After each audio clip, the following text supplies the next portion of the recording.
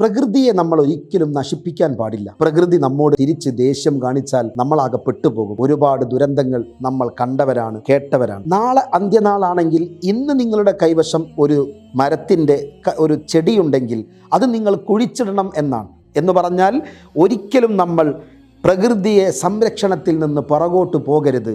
പ്രകൃതിയെ നമ്മൾ ജീവനെപ്പോലെ സ്നേഹിക്കണം. മാത്രവുമല്ല, മരണം നടന്ന് മയ്യത്ത് ഖബറിലടക്കിയാൽ 2 മീസാൻ കല്ലിനരികിൽ ചെടികൾ വെക്കും. എന്തിനാണത്? ആ ഇലകൾ ആ മയ്യത്തിന് വേണ്ടി പ്രാർത്ഥിക്കുമെന്നാണ്. നമ്മുടെ കൈ കൊണ്ട് നമ്മുടെ വീട്ടിലെ ചെടിക്ക്, ഒരു മരത്തിന് ഒരൽപ്പം വെള്ളം കൊടുത്താൽ, വളം കൊടുത്താൽ അവ നമുക്ക് വേണ്ടി പ്രാർത്ഥിക്കുമെന്നാണ്. മാഷാ അല്ലാ, ഈ പ്രപഞ്ചത്തിലെ എല്ലാ സസ്യങ്ങളും എല്ലാ വൃക്ഷങ്ങളും എല്ലാം അള്ളാഹുവിന് തസ്ബീഹ് ചൊല്ലുന്നു. പ്രകൃതിയെ സംരക്ഷിക്കുവാൻ നമ്മൾ മുന്നിട്ടിറങ്ങണം. അള്ളാഹു തുണ നൽകട്ടെ.